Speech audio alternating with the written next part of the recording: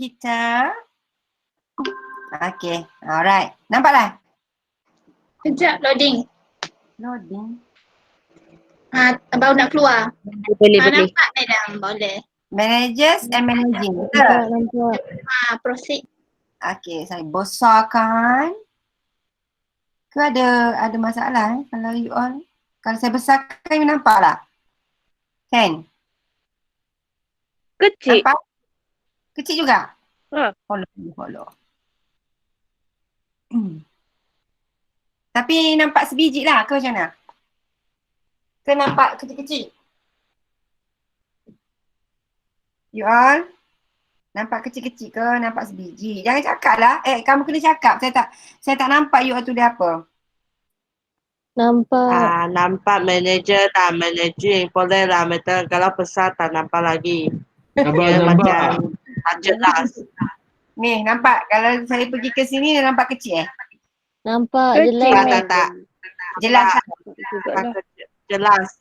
Okay. Okay, alright. So, sambung lagi seterusnya ya. Okay, boleh saya mulakan? Boleh. Okay, so tadi kita dah belajar dah ya. Okay, kalau you tengok ikut flow kelas kita ni daripada idea, saya nak balik kepada BMC kan, business model kan. Lepas tu pergi ke registration, now kita pergi ke management. Boleh? Boleh tak? Boleh. So, tajuk, okay, our new tajuk adalah managers and managing. Okay, nampak? Jelas? Jelas. Nampak. Okay, so basically bila kita cerita pasal management ni, okay, dia ada beberapa istilah yang you all kena tahu. Okay,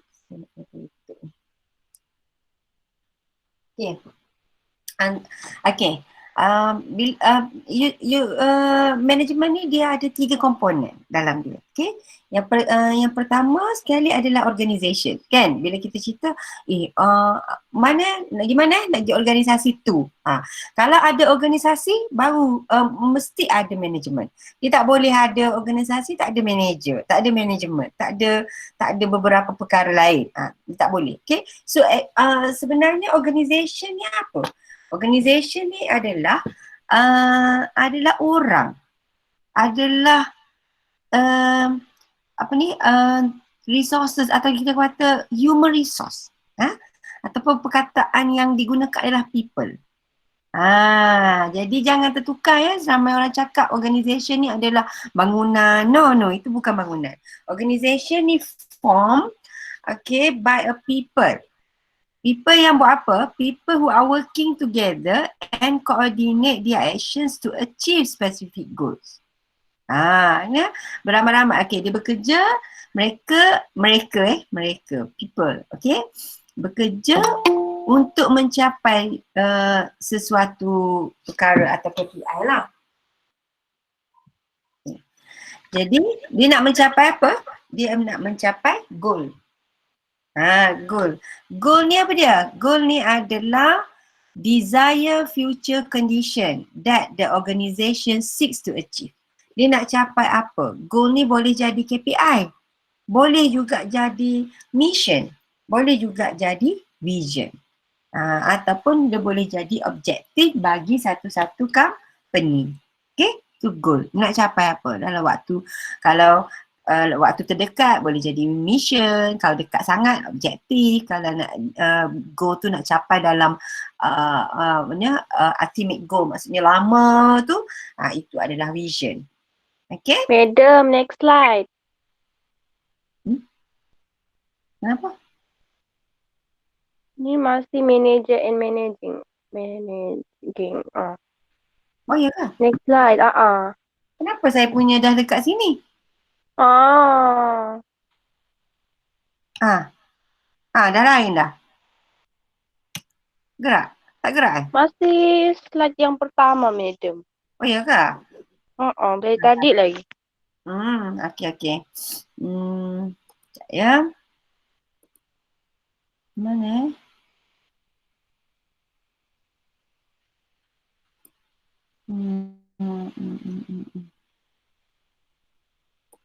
Ni nampak?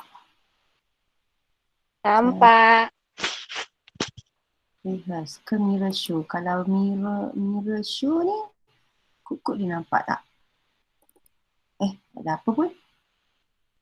Ni nampak? Nampak. Second slide.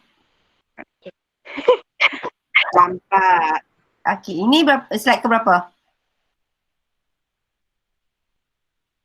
Slide ke berapa ni? 24. Boleh? Okay, so organisation, goal, dah cakap dah tadi. Okay, management. Okay, management ni pula adalah is a process. Jangan tertukar kan. Kita selalu tertukar bila kita cakap, okay saya nak jumpa management lah. Alah, nak jumpa siapa? Nak jumpa proses. Salah. Okay, so actually the management is the process of using organizational resources to achieve the organizational goals. Okay, jadi manajemen ni adalah satu proses sebenarnya dalam menggunakan organisasi, menggunakan people yang ada, menggunakan resources yang lain untuk mencapai goals. Goals yang saya ulang tadilah, goals sama ada objektif, mission, vision ataupun KPI masing-masing. Okay, so bagaimana manajemen yang bagus atau bagaimana kita nak menjalankan proses manajemen tu. Macam mana kita nak menjalankan manajemen tersebut? Okey, ada 4 proses yang terlibat, iaitu planning, organizing, leading and controlling. Okey. So, okey, boleh? Ada soalan? Boleh. Boleh. Saya kena satu-satu. Maaf lah ya. Itulah madam kena tekan saya. Gerak satu-satu tak? Kan. Ni? Okay, nampak. Nampak. Nampak Okay. Ni kan? Okay. So,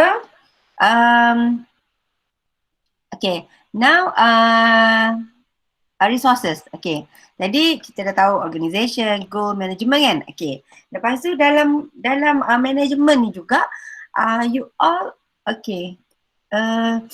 Dalam management, sorry saya punya ni. Okay, dalam management ni juga, you all kena faham ada juga yang benda-benda yang kita kena consider yang patut diuruskan. Okay, iaitu resources. Yang pentingnya resources lah. Jadi bila kita buat business model canvas tu, kan dia ada key resources tu kan. Semua tu adalah dalam bahagian management. Kalau you perhatikan dalam BMC tu yang sebelah kiri tu kan, yang key partners, lepas tu key resources, lepas tu operation, key activity, semua tu adalah it's about management. Proses-proses terlibat. Okay. Jadi resources, yang ni dah belajar dalam asas yang saya rasanya. Okay, resources ni adalah terdiri daripada 2 benda, tangible dengan intangible. Kan? Intangible resources boleh nampak, intangible yang tak boleh nampak, tangible resources yang boleh nampak. Okay, contoh-contoh resources adalah people, orang-orang lah, maksud human resource kan, pekerja-pekerja, machinery, mesin-mesin yang ada, raw material yang terlibat, information pun is resources. Ramai orang yang macam ignore sekarang pasal information. Sebenarnya maklumat tu adalah resources yang sangat penting. Sebab tu bila manajemen yang bagus sekarang kita implementkan dengan ICT. Which is ICT ni dia akan mengurangkan beban untuk pekerja itu bekerja bila kita ada satu software yang boleh menanggung kerja-kerja pekerja kita tadi. Maksudnya dan dia adalah reliable. Kan bila kita menggunakan ICT kita ada database yang kita boleh cari kita punya customer, kita boleh simpan maklumat customer kita. Ni kita boleh boost kita punya marketing dan sebagainya. Okey, jadi ICT ni memang sangat membantu. Okay, sangat membantu dan information ni juga memang sangat bantu. Sebab tu kalau you nak buat bisnes ni kan, ada satu program MDEC tu. Yang tu saya minta you all join program yang Cik Wan tu cakap kan. Cik Wan Hassan tu share. Maksudnya daripada situ, daripada MDEC ni program tu, actually you boleh tahu macam mana information, skills dalam information ini dia boleh upgrade company tu daripada performance yang rendah kepada very high performance. Yang tidak terjangka akal. Macam kita boleh menembusi pasaran contohnya pasaran yang bukan hanya kita jual di lokal saja. Kalau you nak jual Maggi, jual je dekat budak UMK. No. Sekarang you boleh jual Maggi kepada orang US, kepada orang UK. Maggi asam pedas contoh. Asam pedas dekat UK tak ada kan? Mahal. Jadi you boleh menggunakan information ICT dan sebagainya ni untuk memasarkan ataupun menguruskan perniagaan itu. Sebab tu information ni sangat-sangat adalah merupakan resources yang sangat berguna. Okay. Dan seterusnya adalah financial capital lah. Duit ni, tak ada duit ni tak buat apa lah juga kan. Okay. So managers are the people. Okay, selain daripada resources, kita ada management, kita ada organisation, kita ada goal, kita ada resources dan kita patut ada managers. You all ni nanti keluar bila dah grad, you all akan jadi manager tau. Cuma ada manager ni ada tahap-tahap lah, tahap mana ikut rezeki you all. Okay. So siapa manager sebenarnya? Managers are the people who are responsible for supervising the use of an organization resources to meet its goal. Jadi orang yang supervise, dia ni lah yang buat kerja untuk bagaimana dia linkkan antara organisation resources dengan untuk mencapai goals yang telah ditetapkan. Alright? So sampai sini ada soalan? Saya nak pergi ke next slide. Okay? So jadi kelima-lima benda tadi, management, organizational kan, managers and resources ni, dia ada kita kata dia ada performance yang dipatut dinilai lah. Okay, so performance ni saya tinggalkan dulu. Okay, saya pergi ke managerial function. Okay, so kita pergi ke tadilah maksudnya manager, management, resources, apa tadi, kita tengok bagaimana dia link antara satu sama lain. Okay. Okay, so manager function ni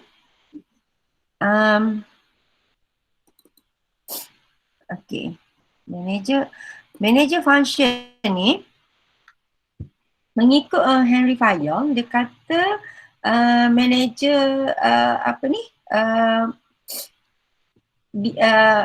kalau ikutkan lah apa nak cakap, teori lah teori yang dikeluarkan oleh Henry Fayol Henry Fayol ni adalah CEO pada large mining company pada tahun 1800. Dia kata very good manager, very good manager, dia akan manages at all levels. Okay, sebab bila dia ada manager yang bagus, dia akan menjalankan manajemen yang bagus. Okay, di satu-satu organisasi untuk mencapai goals masing-masing. Okay, so dia kata ada 4. Okay, ada 4 managerial function. Fungsi manager ni ada 4 sebenarnya.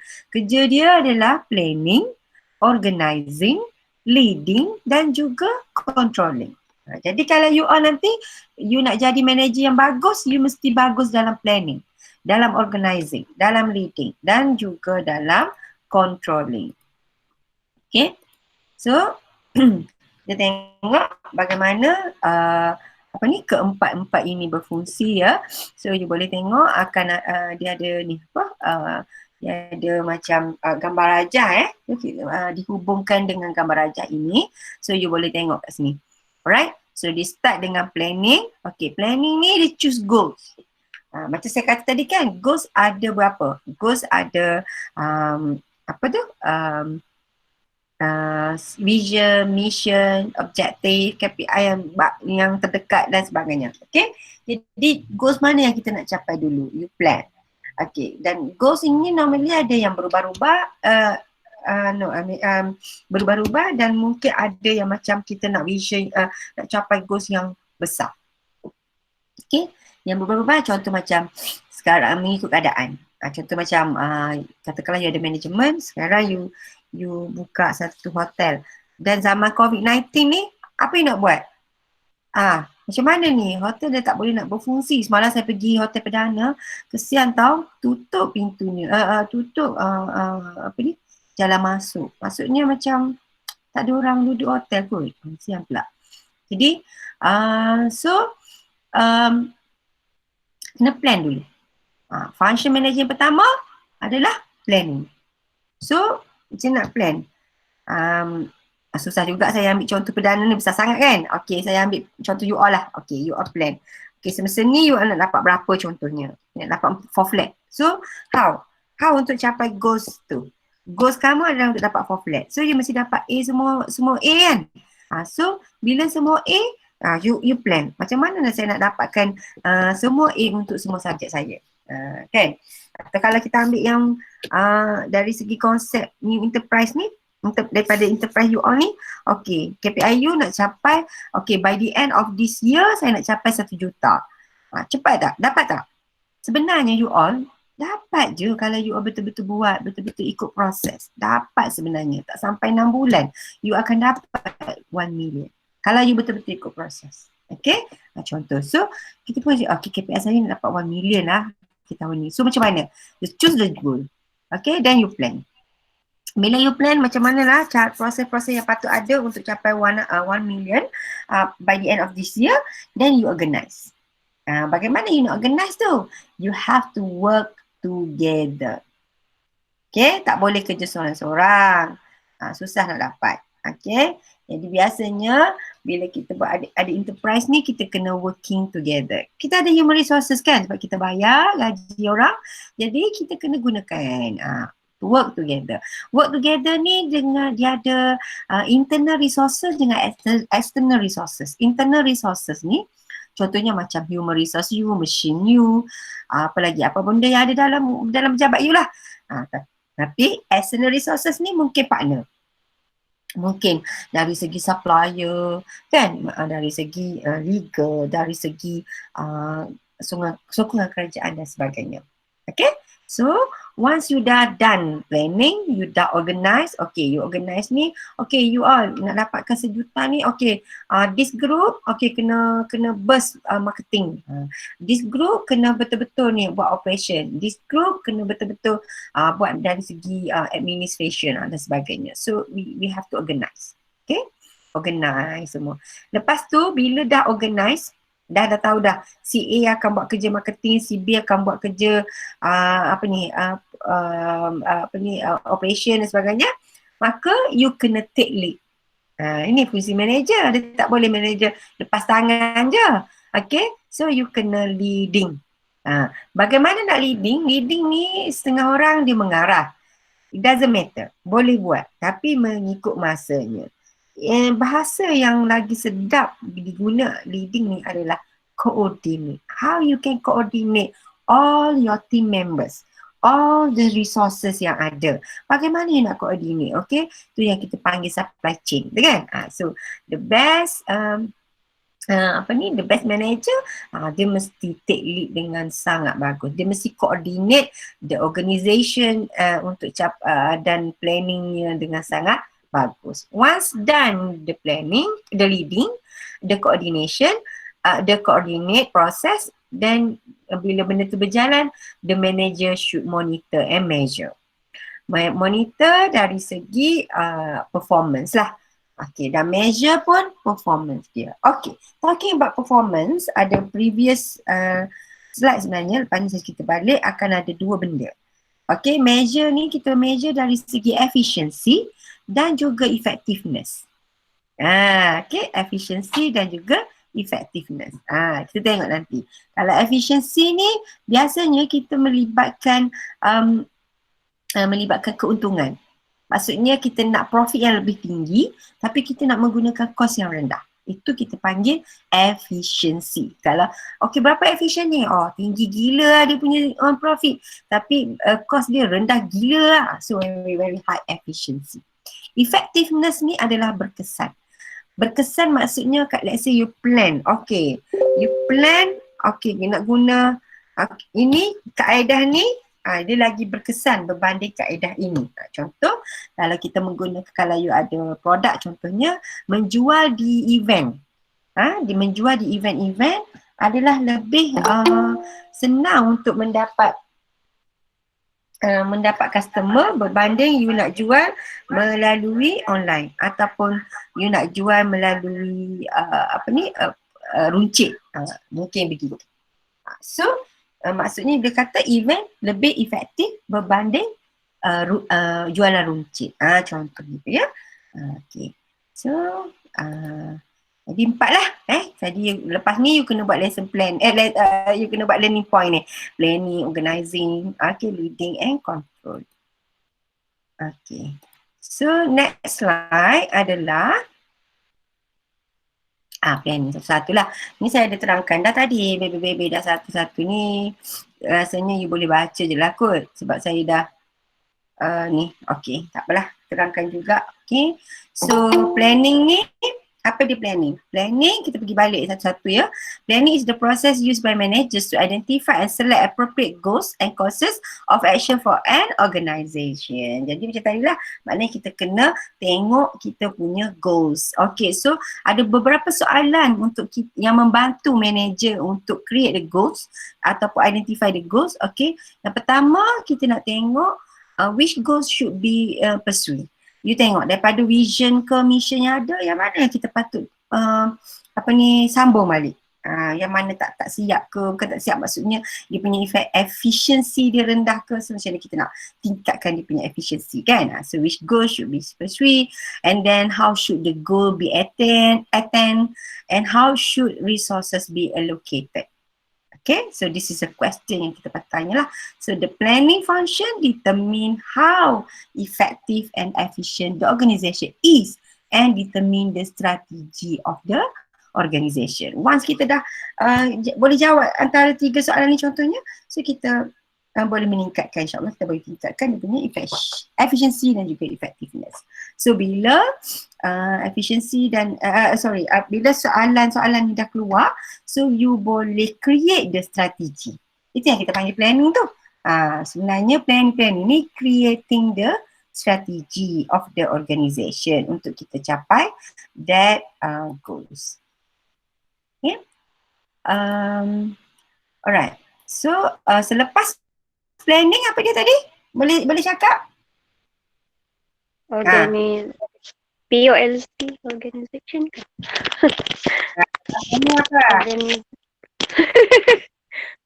Apa dia lepas planning? Ya, planning tidur ke?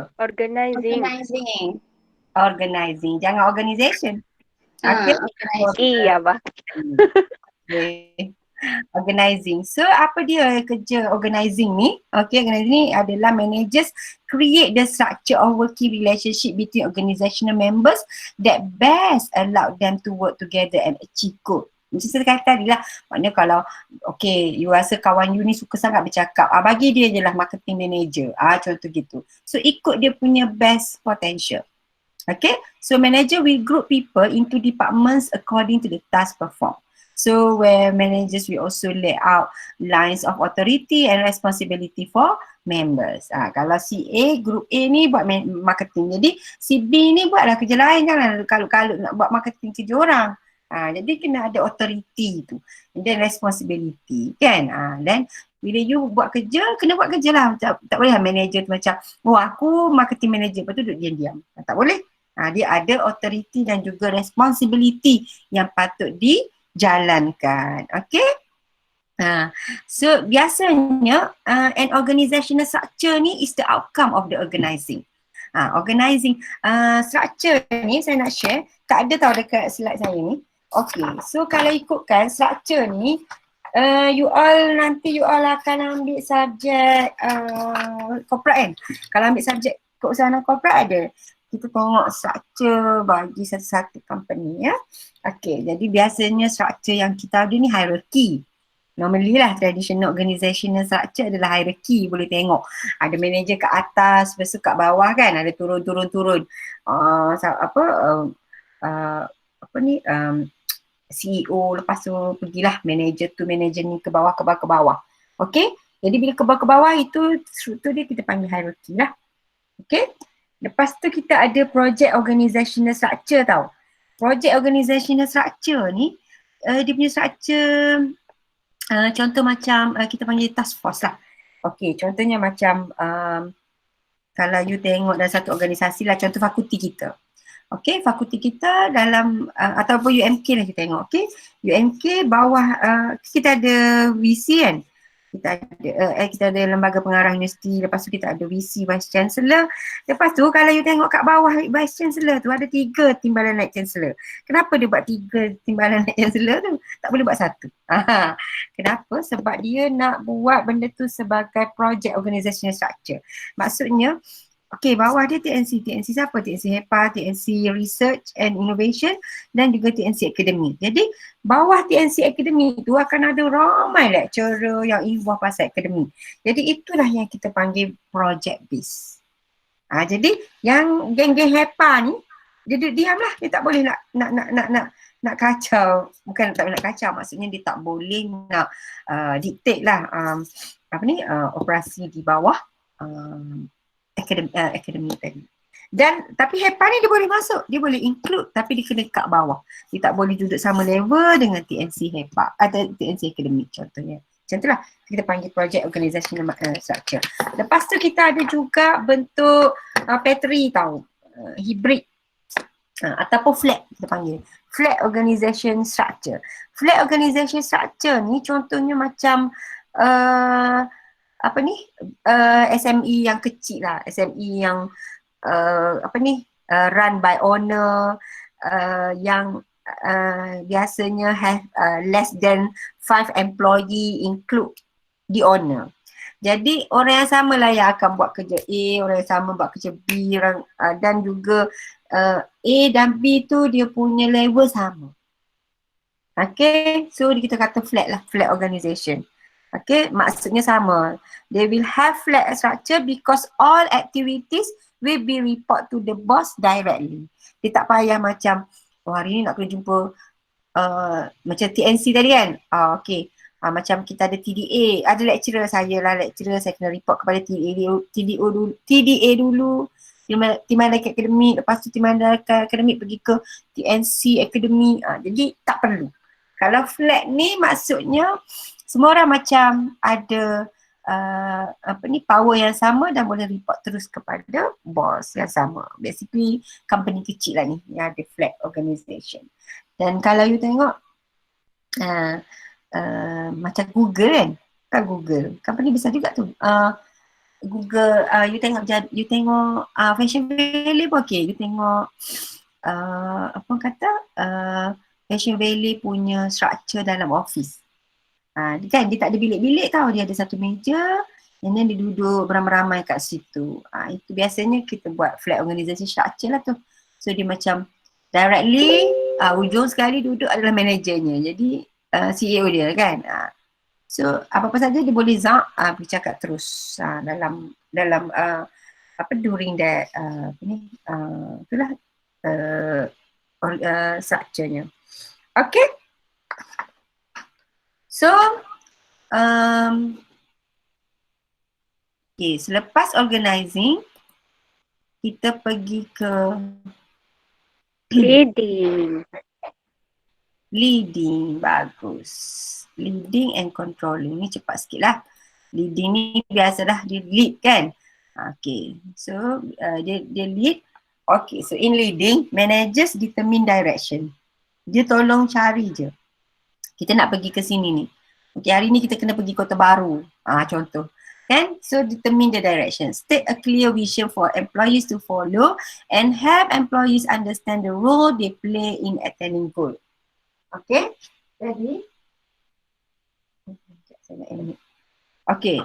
Jadi, so, dia ni perlu determine direction. Lepas tu dia kena state. Dia tak boleh lah macam, okay, buatlah. Lepas tu dia tinggal. Tak boleh. Dia kena macam ada direction yang jelas dan vision ataupun direction tersebut di-share oleh semua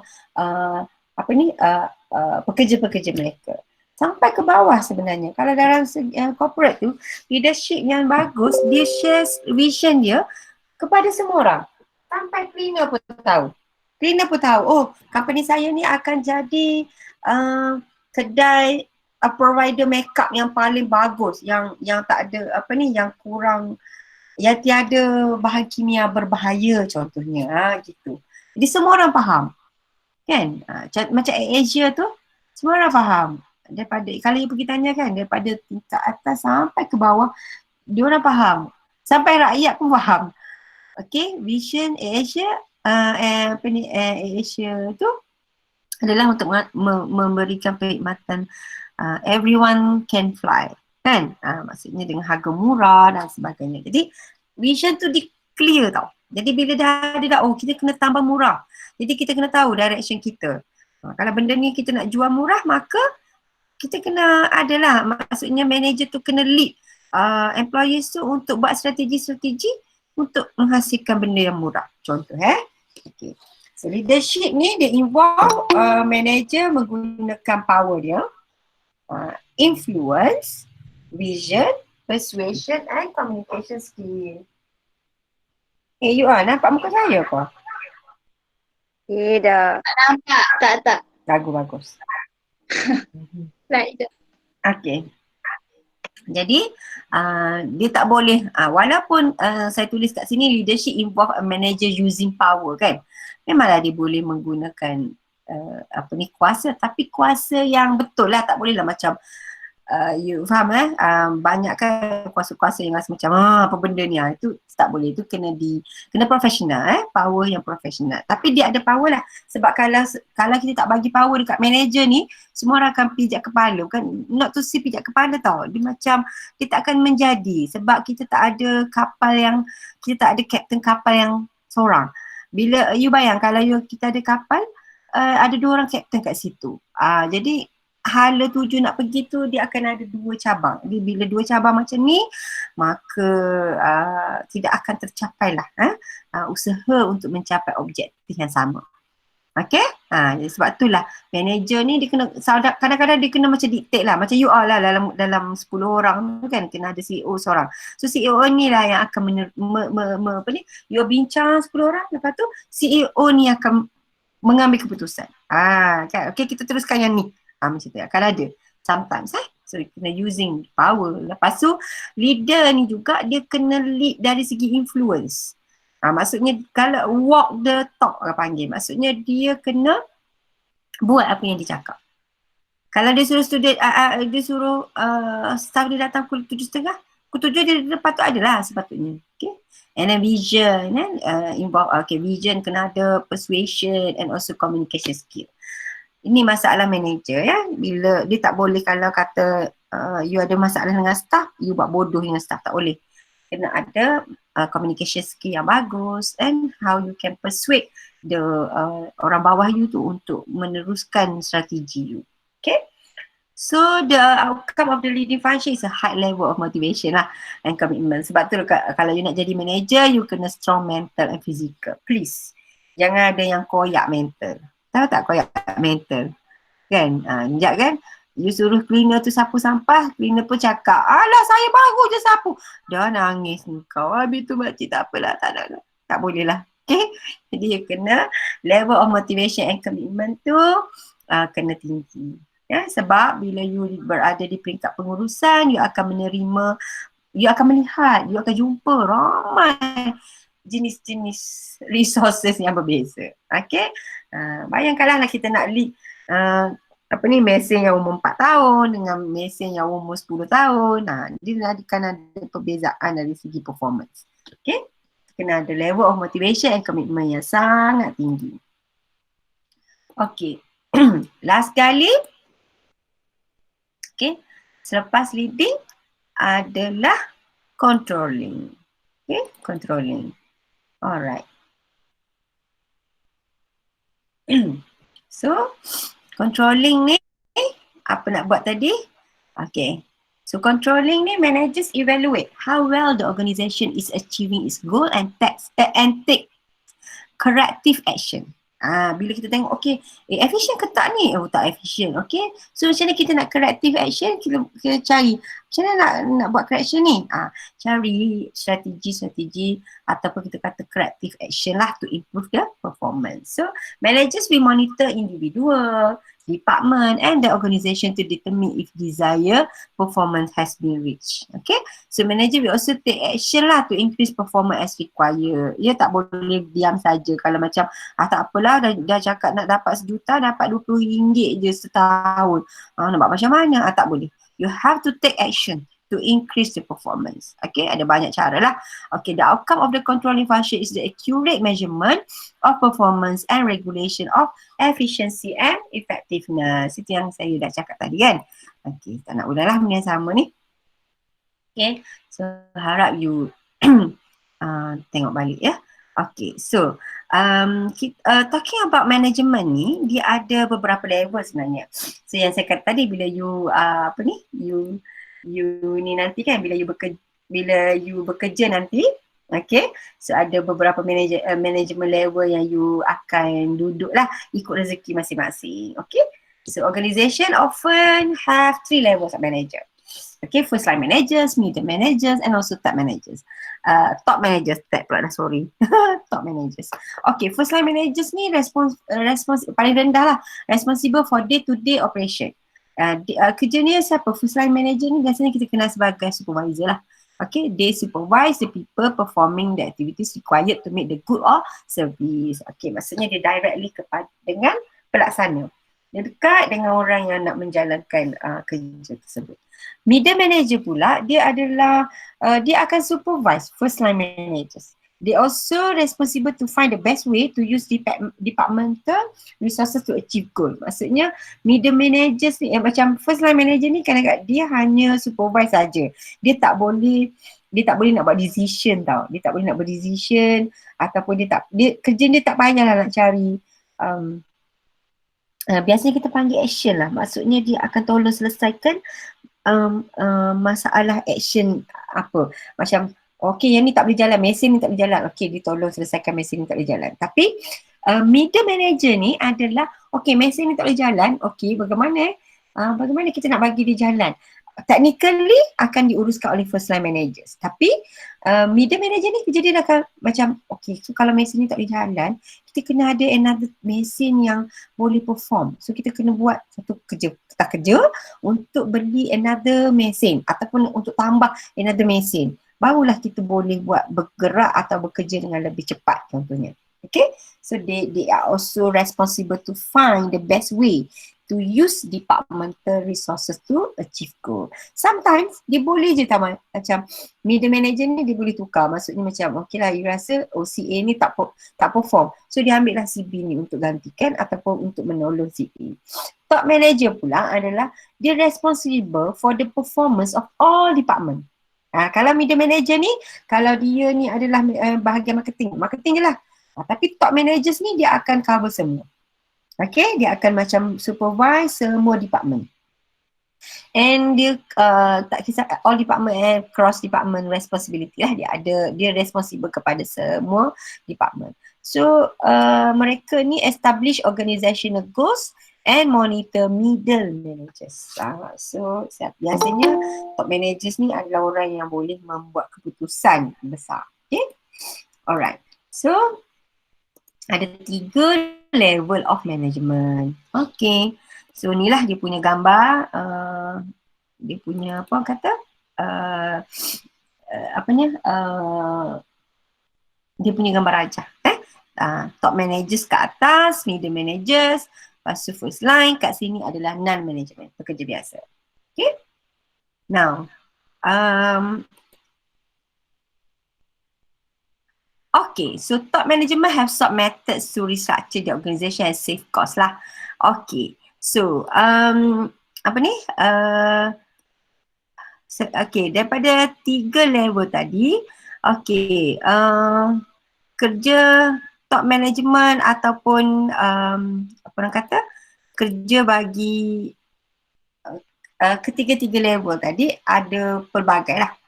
Okay, ada pelbagai. Macam tadi kan kita tengok dia supervise, lepas tu dia buat goals. Dia cari cara untuk dapatkan mencapai goals dengan lebih bagus. So ada 3 kat sini saya share, ada a few cara sebenarnya bagaimana kita nak increase increase apa ni, kita nak increasekan managerial roles.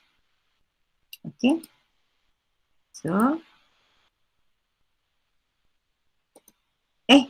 tidak. Ni nampak? Nampak. Nampak. Okay, so okay, macam tadi kan dia kena buat planning dan sebagainya kan? Empat perkara. So, dalam planning dan sebagainya tu, dia ada ni pula. Kita panggil dia kaedah. Okay? Macam mana kita nak capai goal tu. Ada ini yang di-share teknik-teknik lah. Sebenarnya ya, teknik-teknik untuk methods lah. Okay, bagaimana kita nak kalau kita nak buatkan level-level manager tadi. Maksudnya kita nak buat structure bagi managers tadi. Ataupun kata apa istilah dia? Method untuk management. Method untuk structure management sebenarnya. Okay. So,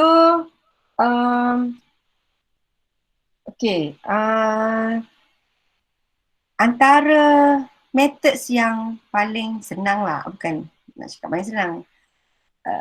Macam contoh lah, kita tengok apa yang berlaku sekarang. Jadi, method untuk kita gunakan bagi restructure, bagi management ni, ikut keadaan. Itu the best way lah. Okay, ikut keadaan. So, kalau kita kata bila you bercakap dalam bidang management ni, methods yang pertama kita boleh restructure melalui kaedah downsizing. Downsizing ni susah, dia macam dia akan mengurangkan kos sebab dia akan eliminate jobs at all levels of management. Dengan cara begini, maksudnya dia mengurangkan kerja lah, maksudnya dia fokuskan kerja tu. Okay? Jadi, cara dia nak fokus mungkinlah kalau kita ambil contoh, katakanlah dia adalah CEO. Jadi macam mana kita nak kurangkan dia? Kita nak eliminate job dia tu. Maka kita boleh letaklah timbalan CEO contohnya. Jadi bila ada 2 orang, maka efisiensi tu dia akan lagi meningkat. Okay? Kalau seorang dia buat kerja, dia akan jadi macam alamak, nak buat kerja ni, jadi kayu. Kan? So, downsizing, di mana kita fokuskan kerja tu tersebut. Contoh macam kalau you ada preker, designer, so you bagi kerja designer je kat dia. Jangan you nak bagi kerja account dekat designer. Okay? Downsizing. Can lead to higher efficiency lah. Offer result in low moral and customer complain about service. Sebab bila you ada that particular person jaga only benda tu sahaja, maka dia punya performa akan tinggi. So bila kau tinggi, kalau benda-benda yang melibatkan servis ni, maksudnya orang yang akan menggunakan servis tersebut akan kuranglah komplain sebab performance tinggi. Kan? Ataupun dia komplain pun terus kepada orangnya. Contoh macam bank. Bank kan, kalau CIMB dia start guna sistem dia, kalau dulu you tengok dekat bank ada frontliners kat depan kan, kerani-kerani tu. Lepas tu belakang ni tu adalah someone, tak tahulah kerani lain ke apa. Tapi sekarang bila you pergi bank, ada frontliners kat depan, belakang kerani kat depan tu adalah branch manager. Dia terus letak kat situ, branch manager. Jadi diorang ni akan boleh terus buat kerja masing-masing. Tidak perlu dia nak kena banyak-banyak staggered untuk sampaikan komplain orang ataupun keperluan-keperluan yang perlu ada. Dia downsizing. Okay. Alright. Terusnya, ini nampak?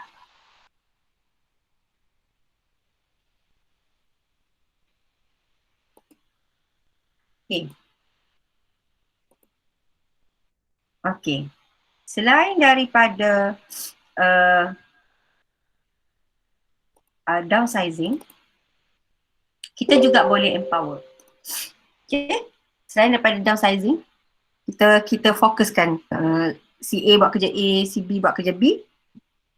Kita boleh juga bagi empowerment.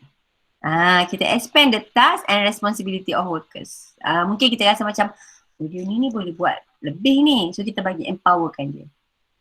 Okay, empowerment. Okay, yang ketiga adalah self-managed team. Self-managed team ni, dia akan give a group of employees responsibility for supervising their own action. Kan? Contoh kalau saya bagi awak, okay, you are duduk di 10 group, 10 orang satu group. Okay, jadi you kena ada seorang CEO ataupun seorang ketua. Okay, this is the task yang you kena buat. Jadi, ketua tadi akan monitor that 10 orang person. Okay, jadi dia akan ada self-managed team. Jadi, instead of satu CEO ada 100 orang nak kena cover, now satu CEO hanya boleh cover ataupun boleh bincang dengan 10 orang saja. Perlu bincang dengan 10 orang saja. Which is 10 orang tadi akan ada 10 orang lagi kat bawah dia yang mereka dah already bincang. Jadi you punya self-managed teams tu dan juga empowerment tu akan lebih meningkatkan performance inilah organisation. Okay. So the team can monitor its members and the quality of the work performed. Sebab dia lagi dekat. Okay. Bagaimana nak manage teams ni? Lepas ni kita belajar ya. Okay. Okay.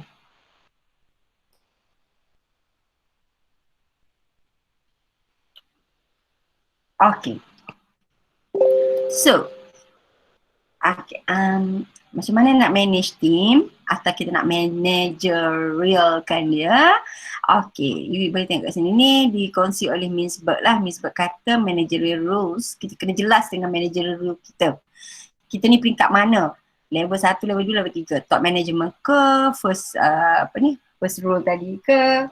Kan? Okay. So levelnya tu di mana, alright?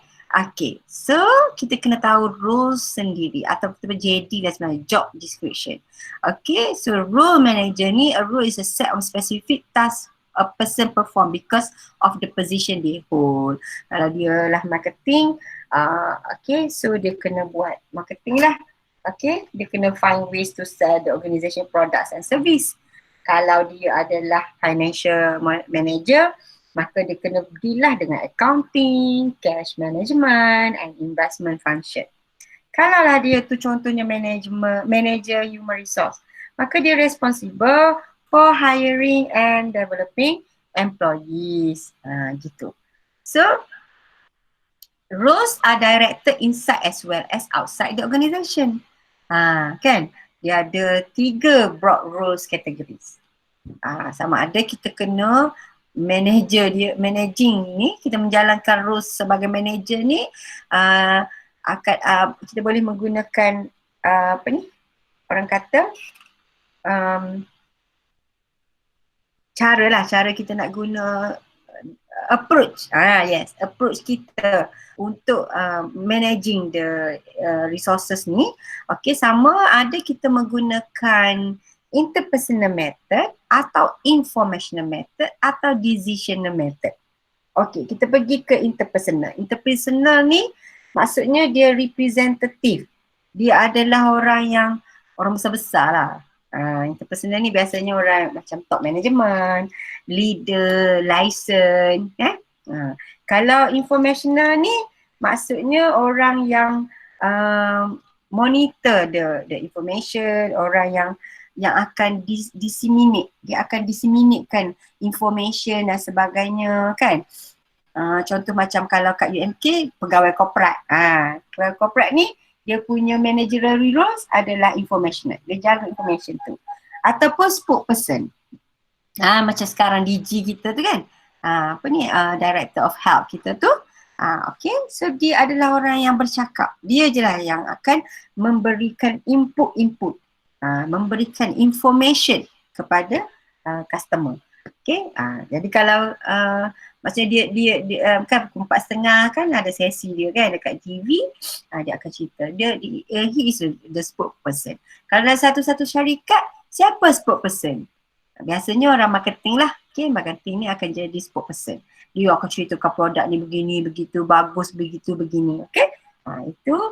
So kalau orang-orang yang terlibat dengan dengan marketing ni, biasanya information mesti clear, mesti kukuh. Okay. Bagaimana pula bagi manager yang menjalankan tugas approach dia dalam decisional. Maksudnya orang yang membuat decision lah. Ini biasanya orang kalau jawatannya adalah usahawan tu sendiri, maksudnya CEO lah, ataupun disturbance handle, maksudnya orang yang boleh pegawai apa yang bila kita telefon dekat hotline tu dia boleh jawab kan, dia handle kan. And then ataupun dia adalah pegawai resources, human resource. Okay, yang ni decision lah. Saya nak buang awak, saya nak ambil awak, okay, saya nak naikkan pangkat awak. Jadi dia boleh buat decision. And also negotiator ni orang yang ni lah, maksudnya orang yang dia akan pergi meeting kan. Sales lah kot, sales manager. Okay, jadi okay, so this is the managerial roles. Sebenarnya dia terbalik ni, kalau managerial roles akan akan buat kerja-kerja tadi lah, controlling, planning, leading and also organizing. Okay, so you boleh tengok kat situ ada information, decisional. Okay, now kita pergi ke managerial skills. Ni yang patut ada lah, managerial skills yang patut ada. Okay.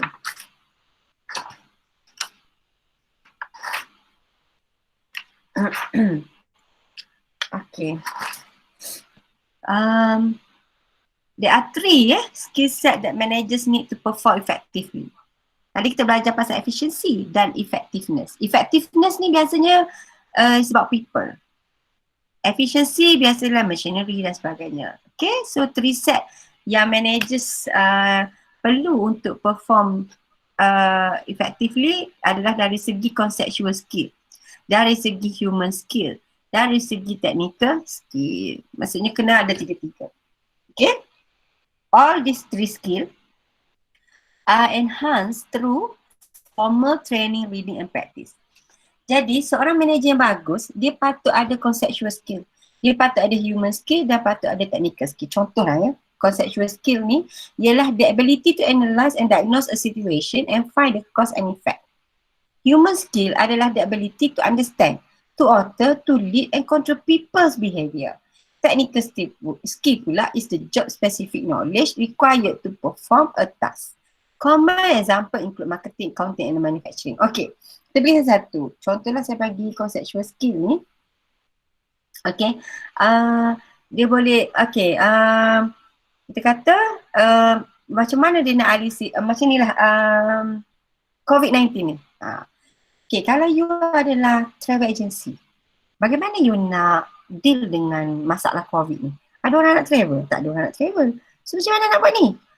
So you analyse, you diagnose. Oh okay lah, sementara tak ada nak travel ni, kita buat promotion lah dulu. Kan, promotion untuk bagi awareness dekat kita punya bakal-bakal customer tu. Okay, dapatkan dulu kita punya input, okay, dan plan. Diorang boleh beli sekarang tapi pergerakannya ataupun perjalanannya mungkin akhir tahun, mungkin tahun depan, tapi diorang boleh beli sekarang, contoh So you akan cari cause and effect.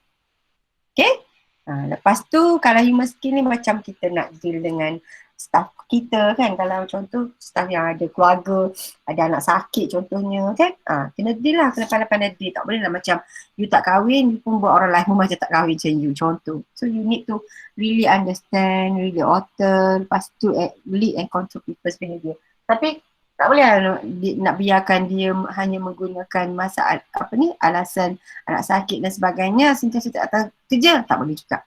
Okay, so we need to have the ability lah untuk cope dengan this human skill. Technical skill ni samalah macam kalau you nak jadi marketing manager, so you kena ada ilmu marketing lah, nak jadi accounting dan sebagainya. Jadi semua ni tak risau tau, sebab sekarang there are a lot of training available, online, offline, ada banyak. Okay, jadi kita boleh pergi training, reading dan practice. Reading ni sangat bagus. Okay? Okay. Lepas tu, alright. So you boleh tengoklah kat sini ya. Alright. Now kita pergi ke management challenge. Okay. Management challenge sekarang lah. A good manager memang sangat banyak lah ya. Banyak sangat ni. Saya nak kembali semula yang tadi bagaimana kita nak tingkatkan skill-skill kita. Yang pertama sekali skill technical skill kan. Cara yang paling senang adalah kita recruit.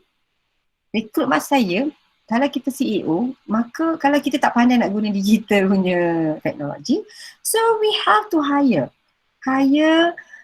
somebody yang boleh tolong you dalam bidang digital.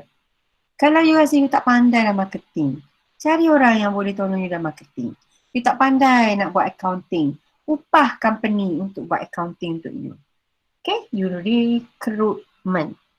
Okay, so recruit. Lepas tu kena placement lah. Kena placement ni maksudnya you letakkan ni conceptual tadi kan, letakkan staff you tadi di tempat yang betul And then human skill. Human skill tadi selain daripada yang kita concern dengan masalah family dan sebagainya, kita patut ada motivational untuk mereka. Untuk kita punya pekerja sebagainya lah. Bagaimana kita nak meningkatkan motivational mereka? Dengan memberi reward. Reward system. Okay? Ataupun kita bagi compensation lah. Kalau bagi reward ni dibuat benda yang bagus, dan kita bagi reward lah. Tujuan kita bagi reward to encourage employee cooperation and also commitment. Okay, compensation pula. Process which inspire people to give their best to organisation through the intrinsic and extrinsic reward. Contohnya macam, setelah saya sakit, suddenly syarikat saya tu bagi insurance free dan sebagainya kan. Jadi saya akan rasa macam, saya hutang budi dengan that syarikat. Itu maksudnya. Okay? Jadi kita kena ada human skill yang bagus lah untuk kita cover, untuk kita control kita punya staff. Contohnya dan training. Training tadi untuk tingkatkan teknikal, okay, training. Training ni kita kena analyse. As a manager, we need to analyse the training requirement. Apa training-training diperlukan oleh staff kita. Lepas tu kita kena ensure employees possess the knowledge and skill. Pastikan mereka dapat knowledge dan skill tersebut. And mereka perlu, bila dah dapat knowledge dan skill tersebut, mereka perlu perform satisfactorily in their jobs or to at once in the organisation. Maknanya tak boleh pergi training, lepas tu balik duduk saja juga. Tak boleh. Dia kena pergi training dan balik kena perform satisfactorily. Okay? And then performance appraiser. Satu lagi, bagaimana kita nak buat management yang bagus, kita kena analyse atau kita kena buat kita panggil performance appraisal lah. Maknanya prestasi. Kita ukur prestasi. Prestasi pekerja, prestasi mesin, prestasi tempat kita nak menjual contohnya. Semua tu kita kena buat ni. Jadi performance appraisal ni kita boleh tengok employee key skill dan competence. Kadang-kadang bila kita daripada performance appraisal ni kita tahu, dia ni bagus ni buat writing. So kita letak kat tempat lain. Dia ni bagus ni buat marketing. Letak. Okay. Jadi kita tengok. So kita tengok kompetensi masing-masing. Alright? Jadi yang penting sekali managerial skill tadi, kita kena dapatkan the right staff, the right rules, the capability skills yang bagus, tinggikan kompetensi dan juga very highly effective workforce. Jadi kalau you tak boleh nak tackle semua tu, ini yang akan menyebabkan management challenge ataupun krisis. Okay? So, kena banyak management challenge sekarang. Bagaimana kita nak increasekan performance while remaining ethical managers. Building competitive advantage through superior efficiency, quality, innovation and responsiveness. Managing an increasingly diverse workforce. And using new technology. Sebab sekarang teknologi sekarang kan, banyak sangat dia boleh menyebabkan management challenge lah. Sebab teknologi tu berkembang. So kalau kita tak boleh nak adapt dengan new teknologi, tak boleh nak adapt dengan new innovation, new quality, efficiency kan. Jadi kita akan tertinggal di belakang. So bila kita tertinggal, maka kita punya manajemen pun, not to say manajemen apa orang panggil, traditional management ni tak bagus sebenarnya, tapi kita boleh improve. Ada banyak-banyak benda yang kita boleh improve lagi. Okay. So management challenge ni memang sangat banyak lah sebenarnya. Right? So basically itulah tadi bagaimana kita nak increasekan, bagaimana kita nak deal dengan management challenge ni. Caranya mungkin kita boleh increase ataupun training lah, okay? Through training kita boleh increase performance. Kita boleh daripada superior efficiency, kalau mesin ni tak berkesan dah, beli je lah mesin baru contohnya, okay? Dari segi innovation dan juga responsiveness. Alright. So okay. So sampai situ ada soalan? Ni saya kongsi saya punya reference lah. Maknanya you boleh check balik lah kalau you free, okay, you boleh check balik reference yang saya guna untuk ni lah yang buat ni. So basically management ni ataupun istilah lainnya adalah HR, kan? HR lah, Human Resource Management. Okay, function dia dengan activities dia sebenarnya is the heart. Okay, is function dan activities ni adalah is the heart of the organisation, HRM. So getting the right people to do the right job in the right place, we go a long way to ensure the overall achievement of the goals of the organisation. Okay, so with that, I think dah habis lah untuk management. So ada soalan? Halo? Tiada. Tiada. Jelas dan nyata? Jelas. You boleh tengok kalau you tak faham, you boleh cakap dengan saya sekarang slide mana yang you rasa macam tak ni kan? You rasa macam tak clear lah madam? Boleh cakap slide nombor berapa? Okay, jelas. Madam, slide ni boleh upload dekat e-com kami tu. Upload dekat e-com? Boleh. Tak pun dekat Telegram ke. Kenapa? Mesti korang tidur tadi ya? Tidaklah weh, nanti tak tu. Bukan. Line tak bagus. Dengar kek macam tu. Oh ya kah? Okay. Line tak bagus.